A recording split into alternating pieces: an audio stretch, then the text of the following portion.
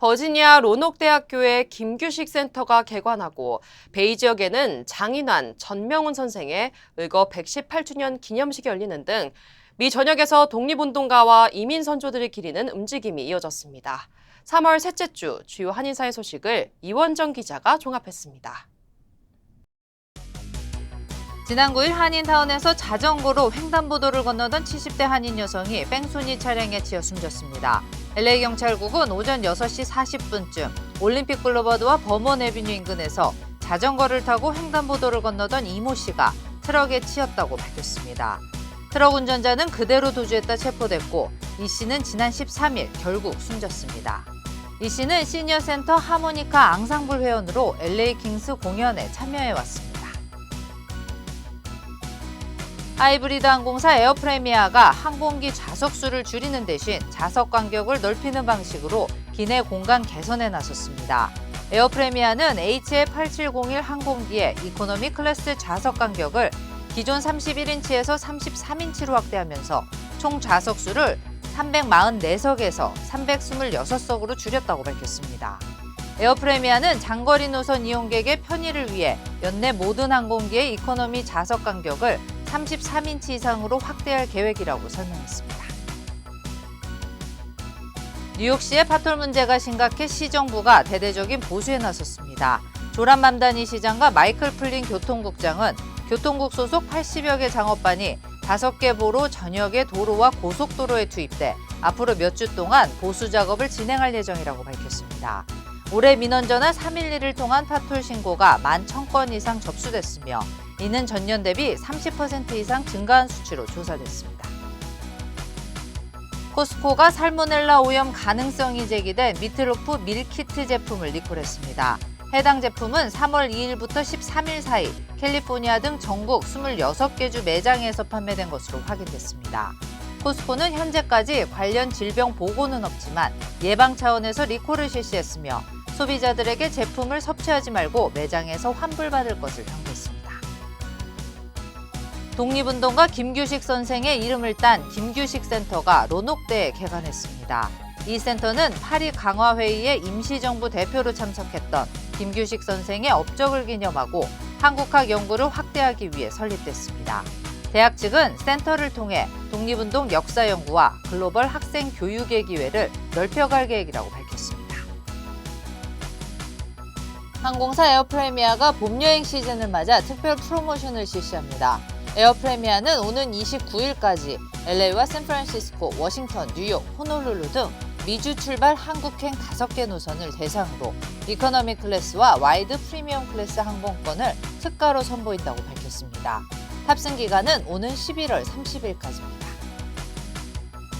주요 프리웨이에서 야간 공사가 진행되면서 운전자들의 주의가 요망됩니다. 캘리포니아주 교통국은 도로 포장 공사로 605번 프레이 일부 차선이 오는 19일까지 야간에 통제되며 캐스테이크 지역 5번 프레이도 오는 20일까지 야간에 차선이 통제된다고 밝혔습니다. 뉴욕시가 모든 학교 인근 스쿨존 도로의 차량 제한 속도를 시속 15마일로 낮추는 정책을 본격 추진합니다. 조란 맘다니 시장은 세미법에 따라 올해 800개 학교 앞 도로의 속도를 하향 조정하고 임기 내 3,200개 모든 학교로 확대하겠다고 밝혔습니다.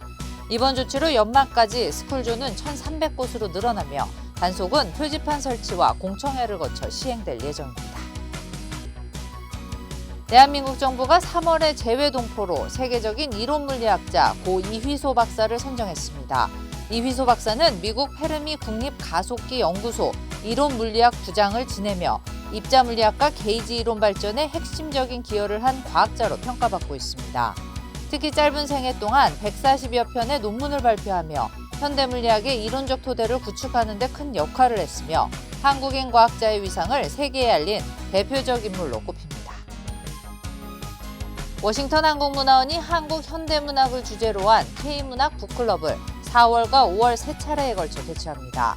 이번 행사는 신경숙의 엄마를 부탁해, 손원평의 아몬드, 한강의 흰을 읽고 함께 토론하는 자리로 마련됩니다.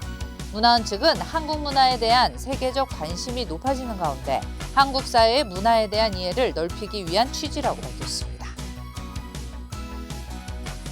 LA 카운티 검사이자 한인 검사협회 회장을 맡고 있는 아이린 리 검사가 오는 6월 LA 카운티 판사 선거에 출마했습니다. 제14 오피스에 출마한 이 후보는 법원에 한인 그리고 아시안 목소리를 더하기 위해 이번 선거에 나섰다고 밝혔습니다. So as a judge, I'll be able to understand what it means to have cultural awareness, cultural competency, because when you have a judge who has lived that experience, understands immigrants, then it'll help my ability to be fair and just to everyone that comes before me. 이 후보는 현재 네이선 호크만 LA 카운티 검사장 특별 보좌관을 맡고 있습니다.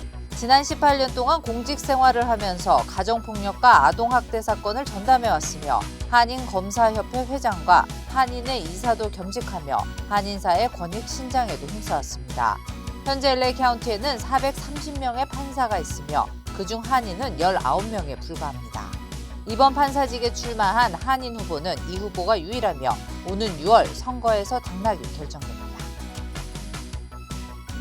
내일부터 LA 전역에서 음주운전 단속이 실시됩니다. LA 경찰국은 내일 저녁 6시부터 밤 11시까지 보일하이츠 지역 올림픽 블루버드와 오메비뉴, UCLA 인근 웨스트우드 블루버드와 로체스터 애비뉴 교차로에서 단속을 실시한다고 밝혔습니다. 또한 20일에는 그리피스 파크와 행콕 파크, 캄튼에서 21일에는 셔먼옥스, 22일에는 플로렌스와 푸틸 지역에서 단속을 실시합니다. 뉴저지 리틀페리에서 30대 한인 여성이 전 시어머니를 폭행하고 금품을 훔친 혐의로 체포됐습니다. 경찰에 따르면 용의자는 피해자의 아파트에 침입해 침대에 있던 전 시어머니를 폭행하고 목을 조르는 등 공격을 가했으며 이후 보석과 금괴 등 약 5,000달러 상당의 금품을 훔쳐 달아난 것으로 조사했습니다. 피해자는 중상을 입고 병원으로 이송됐으며 경찰은 가중폭행과 강도 등 여러 혐의로 사건을 수사 중입니다. 4월 취업이민과 가족이민 문호가 일제히 진전했습니다. 연방국무부는 지난달 취업이민 2순위 접수 가능 우선일자가 오픈된 데 이어 이번에는 2순위 비자 발급 우선순위도 오픈됐다고 밝혔습니다. 3순위 숙련직은 접수 가능 우선일자가 오픈 상태로 바뀌었으며 비자 발급 우선일자도 2023년 10월 1일에서 2024년 6월 1일로 대폭 진전했습니다. 가족이민 문호도 대부분 진전된 모습을 보였습니다.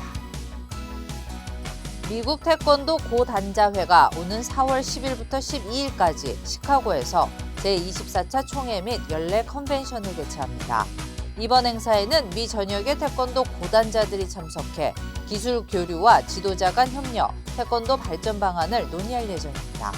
총회와 명예의 전당 헌액식, 세미나 등 다양한 프로그램이 마련돼 차세대 지도자들에게 비전을 제시하는 자리가 될 것으로 기대됩니다.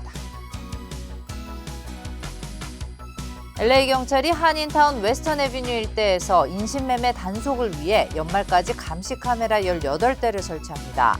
이번 조치는 올해 초 시작된 시 전역 인신매매 단속 활동의 연장선으로 경찰은 영상으로 범죄자를 특정하고 체포하는 데 활용할 방침입니다. LAPD는 자료는 경찰 내부에서만 사용할 것이라고 강조했습니다. 뱅크 오브 호프가 본사를 LA 다운타운으로 이전한다고 발표했습니다. 새 본사는 약 48,000제곱피트 규모로 풀 서비스 지점을 함께 운영하며 은행의 장기 성장 전략과 한인 커뮤니티 영향력 확대를 위한 중요한 전환점으로 평가됩니다. 은행 측은 이번 이전을 통해 다운타운 금융 중심지에서 입지를 강화하고 고객 서비스와 운영 효율성을 더욱 높일 계획이라고 밝혔습니다.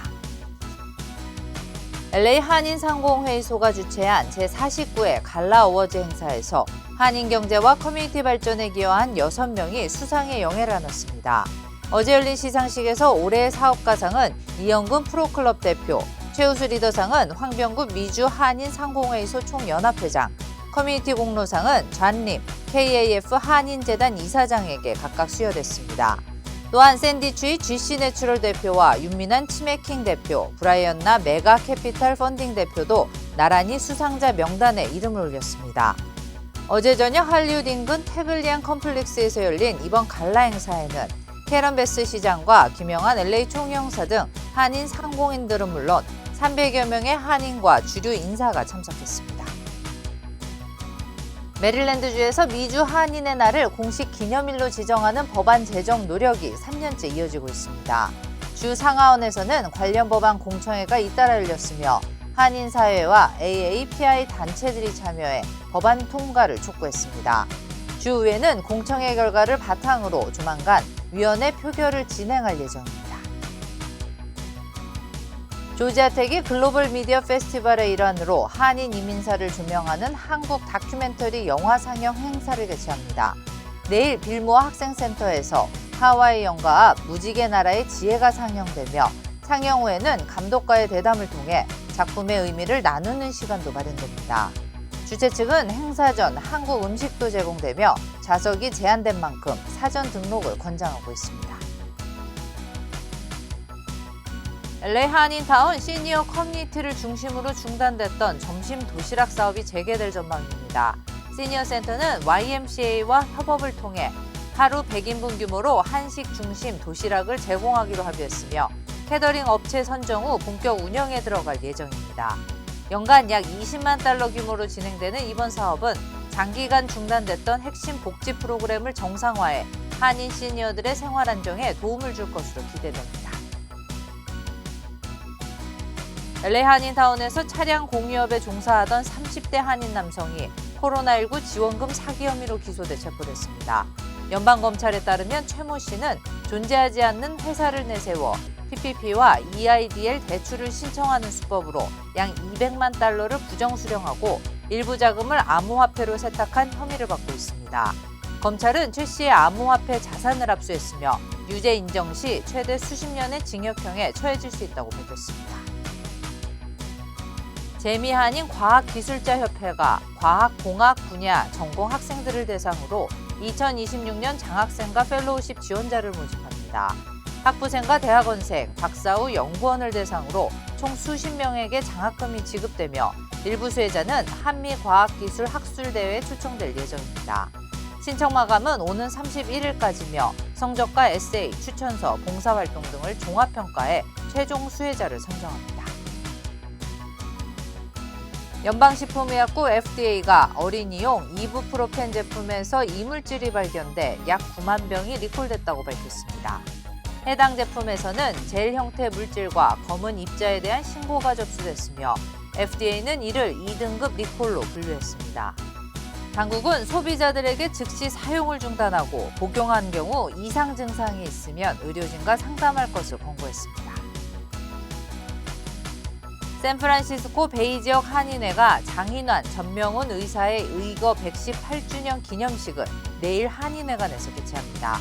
두 의사는 1908년 친일 외교관 더럼 스티븐스를 저격한 사건으로 미주 한인 독립운동사에 큰 전환점을 마련한 인물로 평가됩니다. 한인회는 매년 기념식을 통해 두 의사의 희생과 애국정신을 기리고 있습니다.